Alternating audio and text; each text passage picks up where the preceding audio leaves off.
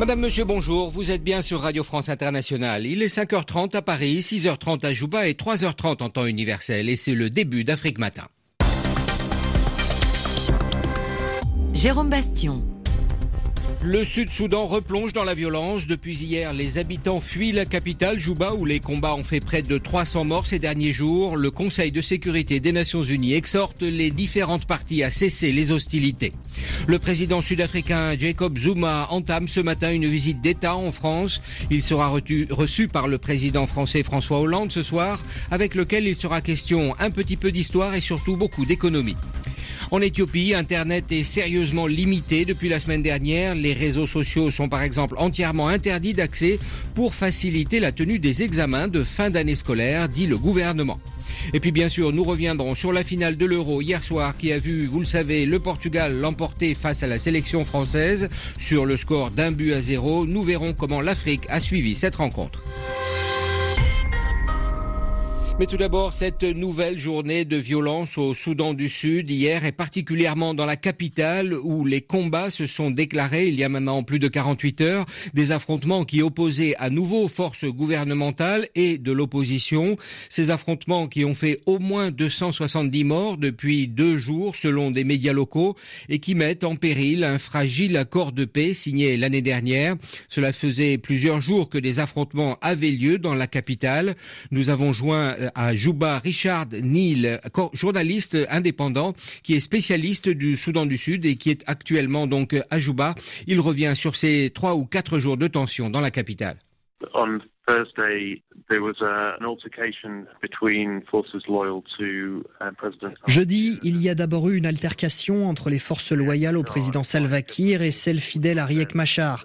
5 soldats du camp de Salva Kiir ont été tués. Le lendemain, il y a eu des affrontements encore plus violents entre les 2 camps.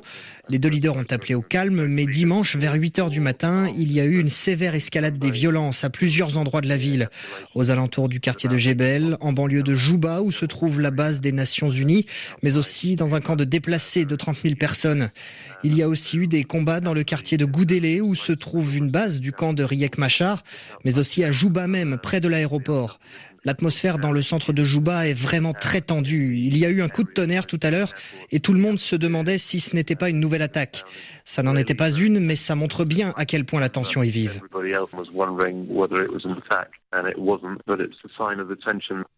C'était le journaliste Richard Neal, joint à Juba par Laetitia Bezin. Selon les agences de presse, les civils sont donc nombreux à chercher à se réfugier dans les bases ou les camps de réfugiés de l'ONU dans la capitale. Par ailleurs, les violences sont aussi signalées dans plusieurs provinces du pays. Face à cette situation, à New York, le Conseil de sécurité de l'ONU s'est réuni en urgence hier soir pour évoquer le conflit au Soudan du Sud et les combats dans la capitale, Juba, depuis 3 jours. Ce sont les États-Unis qui ont réclamé cette réunion d'urgence. Le Conseil de sécurité appelle à un retour au calme très rapide. Marie Bourreau. Les 15 membres du Conseil de sécurité se sont mis d'accord sur un communiqué qui condamne les récentes violences et en particulier les attaques contre les populations civiles. Le chef des opérations de maintien de la paix, Hervé Latsous, a toutefois indiqué lors de ses consultations à huis clos que la MINUS, la mission de l'ONU au Soudan du Sud, n'aurait pas les moyens d'assurer son mandat de protection des civils en cas de violence à grande échelle. C'est donc dans l'immédiat un message politique fort que le Conseil de sécurité a envoyé aux parties sud-soudanaises. Il a clairement indiqué dans son communiqué que des sanctions pourraient être prises contre les forces de sécurité qui se rendraient coupables de violences à l'égard des civils et des personnels onusiens. À quelques semaines du renouvellement du mandat de la MINUS fin juillet, les ambassadeurs ont aussi rapidement évoqué de nouvelles pistes opérationnelles, renforcement du mandat, des effectifs et des moyens supplémentaires. L'Égypte a par exemple évoqué l'idée d'une zone d'exclusion aérienne. Dans son communiqué, le Conseil appelle d'ores et déjà les États de la région à se tenir prêts à envoyer plus de casques bleus. Marie Bourreau, New York, RFI. Et avant l'envoi de nouveaux casques bleus éventuellement de leur côté, le Kenya et le Soudan ont également appelé à mettre fin à ces combats. Et les ministres des Affaires étrangères de l'Organisation régionale des pays d'Afrique de l'Est, l'IGAD, doivent se réunir en urgence ce lundi à Nairobi. RFI. Le président sud-africain Jacob Zuma entame ce lundi une visite d'État en France. Un tête-à-tête avec le président français François Hollande est prévu dès ce soir. Et demain, les deux chefs d'État se rendront dans la Somme, au nord du pays, pour assister aux commémorations du centenaire de la bataille de Bois-Delville. Plus de 3000 soldats sud-africains s'y étaient battus contre les troupes allemandes lors de la Première Guerre mondiale. Ensuite, il sera question entre les deux chefs d'État de coopération économique. La France et l'Afrique du Sud ont en effet d'importants échanges commerciaux, malgré des relations diplomatiques parfois tendues. À Johannesburg, Alexandra Branjon. L'Afrique du Sud et la France, c'est un peu je t'aime, moi non plus. Une relation ambivalente. Depuis des années, Paris courtise l'Afrique du Sud, marché à fort potentiel et porte d'accès à l'Afrique subsaharienne. Mais du côté de Pretoria, on se méfie.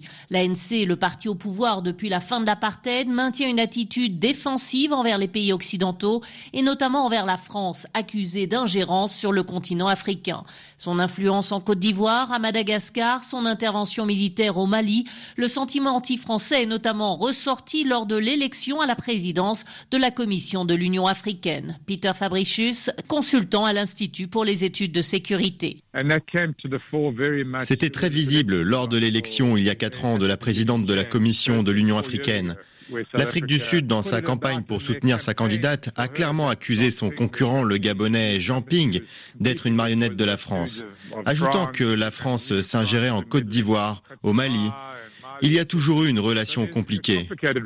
Mais selon Fabricius, l'Afrique du Sud est pragmatique. Elle reconnaît que la France peut être un allié important sur le continent et notamment un partenaire économique à ne pas négliger. Alexandra Branjon, Johannesburg, RFI. Et puis 4 personnes suspectées d'activités terroristes ont été arrêtées en Afrique du Sud ce dimanche. Selon des médias locaux, les suspects âgés d'une vingtaine d'années ont été identifiés après avoir tenté de rejoindre la Syrie en 2015.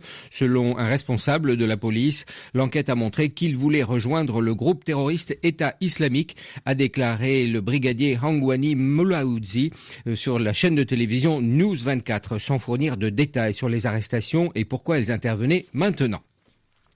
En Éthiopie, maintenant, les autorités ont bloqué l'accès aux réseaux sociaux dans tout le pays. Une mesure sans précédent dans ce pays que le gouvernement éthiopien justifie par la nécessité de lutter contre la fraude en période d'examen.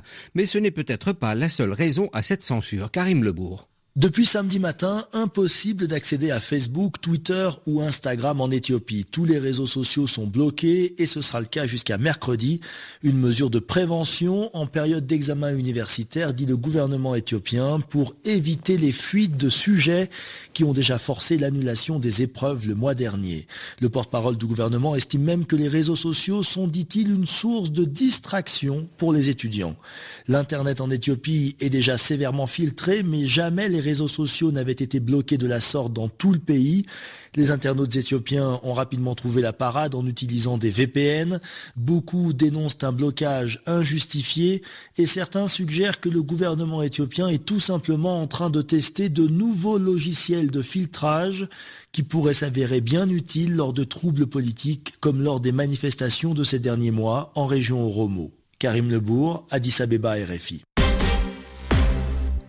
À Madagascar, le code de communication a été adopté jeudi dernier à une large majorité de 80 députés contre 1. Un code très controversé qui inquiète les journalistes, la communauté internationale et Reporters sans frontières. Cette nouvelle disposition prévoit en effet, par exemple, une amende pouvant aller jusqu'à 30 000 € pour injure ou diffamation commise envers les représentants de l'État. Malgré leur colère et leur inquiétude, depuis plusieurs jours, blogueurs et youtubers se sont amusés à parodier ce code de la communication. L'humour, dernier bastion pour éviter la censure. La réponse de Voulam Razaf Manantsou.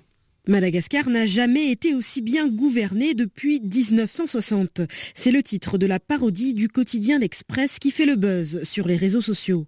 L'auteur de la fausse une, un ancien journaliste, a voulu réveiller l'opinion sur ce qu'il risque d'arriver avec l'adoption du code de communication.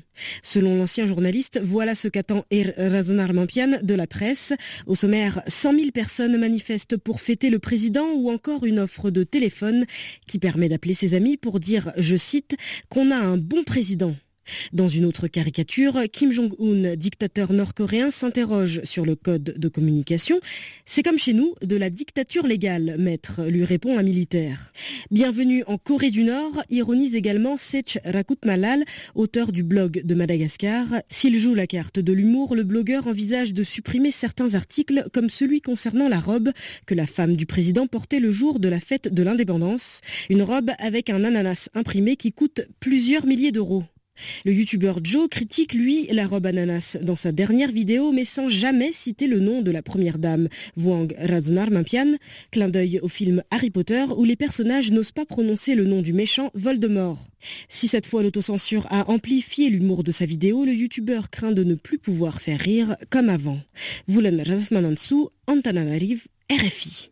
Au Zimbabwe, la tension sociale est toujours vive depuis une semaine avec des mouvements de grève et des rassemblements de protestation qui se multiplient un peu partout dans le pays et ce face au retard de paiement des salaires et dans un contexte économique désastreux. Les appels à la démission de Robert Mugabe s'intensifient eux aussi et ce week-end, le président s'est exprimé pour la première fois. Le chef de l'État nonagénaire a donné une explication claire. Si les travailleurs perçoivent leur salaire en retard, c'est à cause des pays occidentaux. C'est la faute aux sanctions internationales imposées par les États-Unis et l'Europe. Les coupables, ce sont ces quelques pays qui interceptent les paiements destinés à nos salariés. C'est ce qu'a déclaré Robert Mugabe ce week-end devant une foule de supporters dans un stade situé non loin de la capitale, Harare. En grève depuis la semaine dernière, des fonctionnaires qui n'ont toujours pas été payés multiplient les manifestations et les appels à la démission du président. Des médecins, des infirmiers et des enseignants descendent dans les rues un peu partout au Zimbabwe, rejoints par une population en colère et en détresse, victime d'une économie à terre où la survie fait partie de leur quotidien. Le week-end dernier déjà, plusieurs milliers de personnes s'étaient rassemblées à Beit Bridge suite à l'annonce de nouvelles lois d'importation. Il ne sera désormais plus possible de ramener d'Afrique du Sud certains produits comme de la confiture ou des extensions capillaires à moins d'avoir un permis spécial. Face aux protestations, la brutalité policière, le tabassage de manifestants et les arrestations arbitraires ont été observés tout au long de la semaine. À Johannesburg, Tandiwe Katié, RFI. Et puis l'opposition tchadienne a exhorté hier la communauté internationale à reconnaître la nature dictatoriale, je cite, du régime du président Idriss Déby Itno au pouvoir depuis 1990, qualifiant de passage en force sa réélection en avril, un mois avant son investiture qui est prévue le 8 août prochain. L'opposition démocratique attire l'attention de la communauté internationale sur le danger que court actuellement le Tchad à cause de son refus de reconnaître la nature dictatoriale et répressive du régime d'Idriss Déby, fin de citation, indique le Front de l'opposition pour la République, le changement et l'égalité, FORCE dans son acronyme, un groupe réuni ce week-end à N'Djamena dans une déclaration publiée hier dimanche. Enfin, l'Euro 2016 vue d'Afrique, ça se passe au Mali. À Bamako, les supporters soutenaient les Bleus, des Bleus qui les ont fait rêver au tour précédent, notamment grâce à la présence de plusieurs joueurs français d'origine malienne comme Moussa Sissoko. Le reportage d'Anthony Fougard à Bamako. À Bamako, le match se regarde aussi et surtout dans la rue, devant de petits téléviseurs dans le coin d'une échoppe avec les curieux qui s'arrêtent pour commenter. Comme ça, c'est encore plus intéressant qu'à la maison. C'est mieux de s'asseoir comme ça entre les amis et puis c'est encore plus intéressant comme ça. Voilà, ça permet de bien s'égayer, bien se divertir, de se libérer à fond, quoi. Les Bamakois supportaient majoritairement les Français et à l'issue du match, c'est la déception sur les visages, mais les supporters gardent quand même le sourire. Ronaldo est sorti, le match est resté quand même très serré et qu'ils ont finalement gagné, donc je suis vraiment triste. Est-ce que vous avez passé une bonne soirée quand même, c'était le principal? J'avais passé un bon début de soirée, mais finalement, non. Et celui qui a focalisé l'attention des Bamakois, c'est le franco-malien Sissoko. Tous sont unanimes sur sa prestation. Sissoko, aussi qui fait encore une bonne prestation. C'est notre frère, il est franco-malien. Sissoko, pour moi, lui, il a très bien joué. Il a très bien joué. Il n'y a pas que la France qui a perdu, il y a le Mali aussi parce que Sissoko n'a pas pu marquer un but et là, je suis vraiment déçu. À Bamako, malgré la défaite, on souligne que le parcours de la France dans cet Euro n'a rien à voir avec celui du Portugal. Anthony Fouchard, Bamako, RFI. 1-0, donc vous le savez, c'est le score final et le Portugal remporte sa première Coupe d'Europe ainsi. Il est 5h44 à Paris, 3h44 en temps universel. Restez bien à l'écoute de la Radio Mondiale. Afrique Matin sur RFI. Jérôme Bastion. Tout de suite, Afrique Matin va vous emmener en Afrique du Sud pour visiter une école réservée aux enfants autistes. Et c'est un établissement public. Et puis, nous nous intéresserons au secteur des petites et moyennes entreprises du continent. Un secteur crucial pour sa croissance, mais qui manque cruellement de financement. Mais tout d'abord, c'est l'heure des sports. Et on revient donc sur l'Euro 2016 qui s'est achevé sur la victoire du Portugal hier en finale au Stade de France à Paris. La Seleção, dont la rencontre avait pourtant mal commencé, Cristiano Ronaldo, le leader de l'équipe, blessé au genou devant céder sa place à la demi-heure de jeu, et ce alors que l'équipe de France dominait devant son public. Domination stérile pour les Bleus, malgré une frappe de Gignac sur le poteau en toute fin du temps réglementaire. Le score en est resté à 0-0. Et dans la prolongation, à la 109e minute, Eder, le joueur de Lille en Ligue 1 française, plaçait une frappe sur la droite du goal Lloris. 1-0, score final. Le Portugal remporte le premier Euro de son histoire. En Afrique et chez les jeunes, le Cameroun valide quasiment déjà son billet pour la CAN des moins de 20 ans l'an prochain en Zambie. Les Lions indomptables juniors, larges vainqueurs de la Libye, 3-0 à Bafoussam. Des réalisations intervenues entre la 40e et la 55e minute par Chenkam, Ongla et Tabor. Un succès suffisamment large pour permettre en tout cas aux protégés de Cyprien Bessong de connaître un match retour plutôt tranquille dans 15 jours.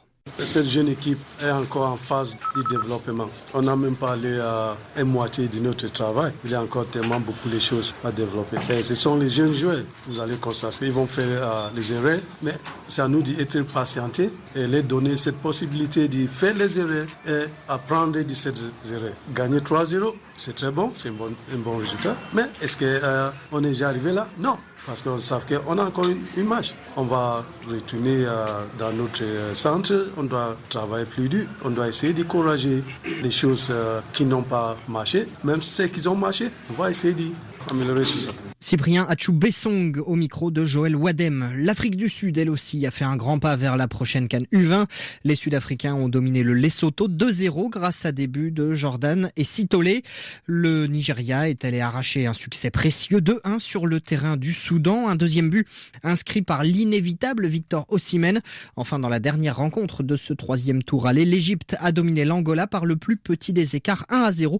Réalisation égyptienne peu avant l'heure de jeu. Les rencontres retour se disputeront dans 2 semaines. En Guinée équatoriale, le vice-président de la fédération, Gustavo Ndong Edou, a été suspendu 2 ans par la Confédération africaine de football. La CAF lui reprochait une tentative de corruption d'arbitre lors d'une CAN féminine. Le football féminin, un des porte-étendards de la Guinée équatoriale, avec 2 succès en Coupe d'Afrique en 2008 et 2012, ainsi qu'une place de finaliste en 2010. Nouveau coup dur, en tout cas, après la disqualification de l'équipe féminine du tournoi de qualification olympique. Sanction prise par la CAF en avril suite à une affaire de faux passeport. On termine avec le cyclisme et une 9e étape du Tour de France animée notamment par 2 Africains. L'Érythréen Nathanaël Beran et l'Éthiopien Xabou Germaï ont figuré dans un groupe d'une 20aine de coureurs formés dès le 17e kilomètre de l'étape reliant Andorre-la-Vieille à Arcalis. Mais ils n'ont finalement rien pu faire pour empêcher la victoire d'étape du Néerlandais Tom Dumoulin qui s'impose en solitaire. Le meilleur coureur du continent au général, c'est le Sud-Africain Louis Mentis, désormais 9e à 55 secondes du maillot jaune de Chris Froome. Aujourd'hui, pas d'étape, les coureurs se reposent avant d'attaquer la remontée vers les Alpes. Merci à Antoine Grenier pour ce journal des sports. Jérôme Bastion. Les titres de l'actualité internationale de ce lundi 11 juillet, c'est bien entendu le football et la finale de l'Euro, remportée par le Portugal face à la France 1-0 après prolongation. Le Portugal qui décroche ainsi son premier titre international malgré la sortie de Cristiano Ronaldo blessé au genou en début de match. C'est dur de perdre une finale comme ça, c'est une énorme déception, déclare le sélectionneur des Bleus Didier Deschamps. De son côté, l'équipe portugaise se prépare à son retour triomphal à Lisbonne, où le chef de l'État lui décernera tout à l'heure le titre de commandeur de l'Ordre du Mérite. Les Bleus seront quand même reçus à déjeuner à l'Élysée.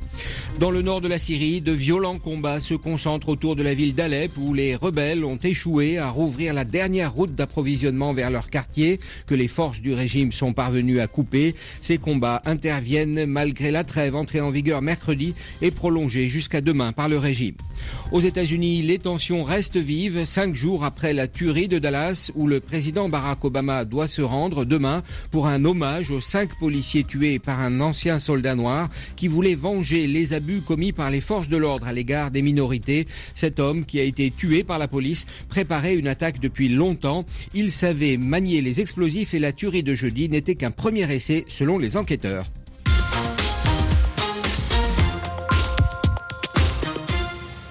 En Afrique du Sud, le gouvernement de la province de Johannesburg se veut pionnier dans la prise en charge des jeunes élèves atteints d'autisme. 12 unités spécialisées doivent être ouvertes d'ici à la fin de l'année dans la province. L'autisme, vous le savez sans doute, est un trouble du développement qui affecte la communication, les interactions sociales et le comportement, avec des gestes répétitifs, des rituels et une attention restreinte pour le monde extérieur. En janvier, la première école publique entièrement dédiée aux enfants autistes a été inaugurée dans le township de Soweto. C'est un reportage de Lisa Fabian à Johannesburg. Figile est assistante dans l'école spécialisée Tula Sizwe de Soweto, où sa fille de 15 ans est aussi scolarisée. Ma fille Notando est née en novembre 2000. Au début, elle allait bien. Elle jouait avec les autres bébés. Mais quand elle a eu 9 mois, j'ai compris qu'il y avait un problème au niveau de son développement. Le dépistage de l'autisme est le premier défi pour les parents en Afrique du Sud. Je suis allée consulter des infirmières, mais ça a pris beaucoup de temps avant qu'on me dise qu'elle était autiste. On m'a juste dit que son cerveau était endommagé. Quand elle a eu 4 ans, elle est tombée malade et on l'a emmenée à l'hôpital. Et là, un des médecins a noté dans son dossier qu'elle avait le comportement d'une personne atteinte d'autisme. Je ne connaissais même pas ce mot. Figile fait alors des recherches. Sa petite fille a besoin d'une attention particulière et malgré ses faibles revenus, elle décide de la scolariser dans une école privée spécialisée loin de Soweto. Les frais de scolarité s'élevaient à 46 € par mois, le transport à 23 €, donc c'était 70 € par mois. Et je n'avais aucune aide parce qu'à l'époque, je ne savais même pas qu'elle pouvait recevoir une allocation pour personnes handicapées. L'inauguration de l'école Tula Sizwe au cœur de Soweto a largement changé la donne, comme l'explique Florence Dzedzemane, la directrice de l'école pour enfants autistes. La plupart de ces élèves restaient chez eux. Certains étaient sur la liste d'attente pour entrer dans une école spécialisée, mais ils pouvaient attendre des années avant d'avoir une place. Donc l'ouverture de notre école est vraiment un soulagement pour les parents. C'est vraiment une bénédiction car je dépense 2 fois moins d'argent qu'avant depuis qu'elle est à Tula Sizwe. Si ces enfants ne peuvent pas suivre dans une école classique, c'est un problème. C'est un problème pour l'école, c'est un problème pour l'enfant et c'est un problème pour les parents aussi. Pour Sandy Uswald de l'association Autism SA, c'est un grand pas vers l'intégration. Cela va aider à la sensibilisation de la population. Tout le monde peut voir ses enfants, alors que souvent on les cache ou bien ils sont scolarisés dans des quartiers éloignés et peu fréquentés. L'école Tula Sizwe accueille aujourd'hui 64 élèves atteints d'autisme au cœur de Soweto. Lisa Fabian, Johannesburg, RFI. Johannesburg, où il est bientôt 5h53, 3h53 en temps universel. Saham Assurance accompagne l'Afrique qui avance et vous présente Afrique Économie. Saham Assurance, avancez librement. Afrique Économie se penche aujourd'hui sur le financement du secteur privé en Afrique, une question problématique en particulier pour les PME et les micro-entreprises qui peinent à se développer en l'absence d'un bon soutien financier, ce qui affecte forcément la croissance économique des pays du continent. Le secteur bancaire demeure le principal financeur des acteurs économiques africains, mais trop souvent, seules les grandes entreprises se voient accorder des crédits, ce qui oblige à chercher d'autres sources de financement, notamment les marchés, avec des tentatives encore timides. C'est le dossier Afrique Éco du jour, signé Abla Jounaidi. La Banque africaine de développement le souligne année après année dans ses rapports. Le secteur des PME sur le continent est crucial pour sa croissance. Certaines sont dirigées par des femmes, des jeunes, et elles contribuent pour plus de 45% à l'emploi. Problème, les prêts octroyés par les banques dépassent rarement une année. Difficile dans ces conditions de se développer. Et Dokosi Amenunve, directeur général de la BRVM, Bourse régionale des valeurs mobilières d'Afrique de l'Ouest, s'est donné comme défi d'attirer l'épargne locale et régionale vers cette catégorie d'entreprises. Les PME ne sont pas toujours prêtes à directement accéder à un marché, à solliciter l'épargne publique et avoir la confiance des investisseurs. Il faut les préparer. D'abord en fédérant autour de l'idée de la création d'un compartiment de PME des partenaires pour créer un fonds d'accompagnement des PME, un fonds de soutien à l'introduction en bourse qui puisse dans quelques années avoir à accompagner un certain nombre d'entreprises qui pourraient dans un horizon de 3 ans, 5 ans accéder à la BRVM. Que le marché ne soit pas déjà une source de financement dans plusieurs secteurs n'étonne guère le Tunisien Khaled Zribi qui dirige la bourse de Tunis, 79 sociétés cotées. Il compte sur les réformes à venir en Tunisie pour insuffler une culture boursière dans ce pays en transition. Le premier des remèdes, le plus important, c'est la volonté politique d'inscrire le marché de capitaux dans la stratégie de financement d'une économie. Dans nos pays, les marchés de capitaux n'ont jamais été considérés comme étant une alternative au financement bancaire. Vous avez les télécoms, vous avez l'agriculture, le tourisme. C'est des secteurs qui sont totalement absents de la bourse de Tunis, par exemple. Même si les PME parvenaient à accéder aux ressources financières à travers les marchés de capitaux, les banques seront toujours incontournables, estime Katia Lawson-Hall, banquier Conseil Afrique à la Société Générale. Déjà, on va accompagner les entreprises pour les emmener sur le marché. On les connaît, on travaille avec elles depuis très longtemps et nous, on va faire une sorte de lien entre les entreprises et les investisseurs du marché. En plus, on va animer le marché, on va apporter de la liquidité, de la fluidité sur le marché par nos activités de trading et par tout un tas d'activités qu'on fait et aussi par les nouveaux produits qu'on met sur les marchés. Entre faiblesse des dépôts et absence de garantie acceptable, 2/3 des PME africaines peinent à accéder à un financement bancaire sur le long terme. Dossier signé Abla Jounaidi. Un tour de l'économie du continent maintenant. Le montage financier du projet de centrale hydroélectrique camerounaise de Nachigal est bouclé. 1 milliard d'euros seront investis par le géant français de l'énergie EDF, la Banque mondiale et le gouvernement camerounais pour rénover et gérer pendant 35 ans la centrale qui assurera à terme 1/3 des besoins en électricité du pays. EDF, principal actionnaire, détient 40% de la nouvelle entité baptisée Nachtigal Hydropower Company. Début des travaux préparatoires de la centrale prévus en septembre. L'État ivoirien et le groupe marocain Attijari Wafa Bank ont scellé un accord sur la répartition du capital de la société ivoirienne de banque, la 3e banque ivoirienne. Cela doit déboucher sur la mise sur le marché boursier de 20% du capital. Une offre publique de vente d'un montant global de 26,14 milliards de francs CFA, soit près de 40 millions d'euros, sera pilotée par la Bourse d'Abidjan et du 18 au 29 juillet, 2 millions d'actions, dont 1,7 million réservées au grand public, seront mises en vente sur le marché boursier de l'Union économique et monétaire ouest-africaine.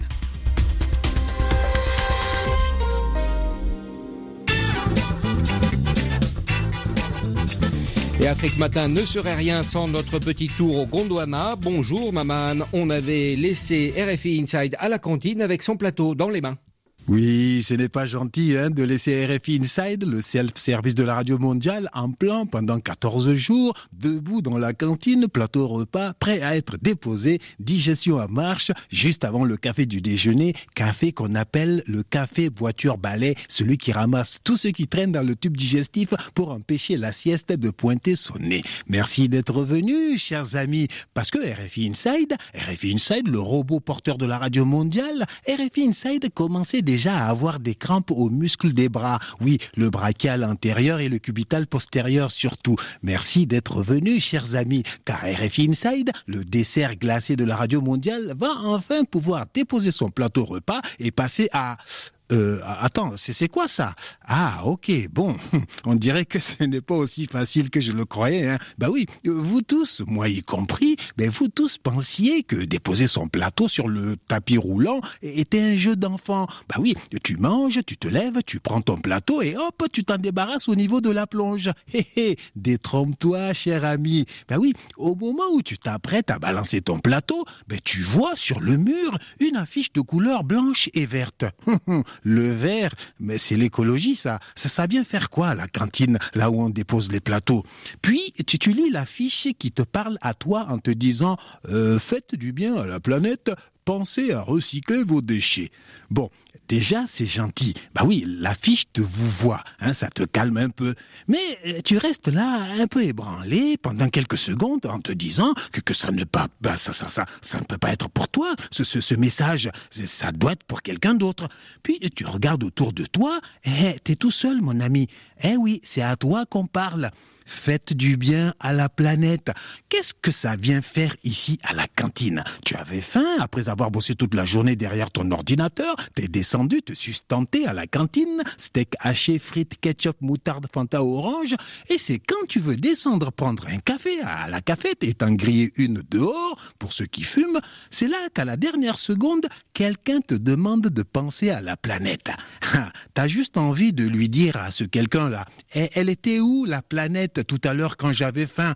Mais tu t'en abstiens parce que tu sais que ce n'est pas bien de parler comme ça. Ensuite, cher auditeur, on se dit à la semaine prochaine pour un nouveau numéro de RFI Inside. RFI Inside, le Cécile Duflot de la Radio Mondiale. Merci Maman et bonne journée. N'oubliez pas, chers auditeurs, l'édition spéciale Euro 2016 sur la Radio Mondiale à partir de 5h30 en temps universel. Tout de suite le journal.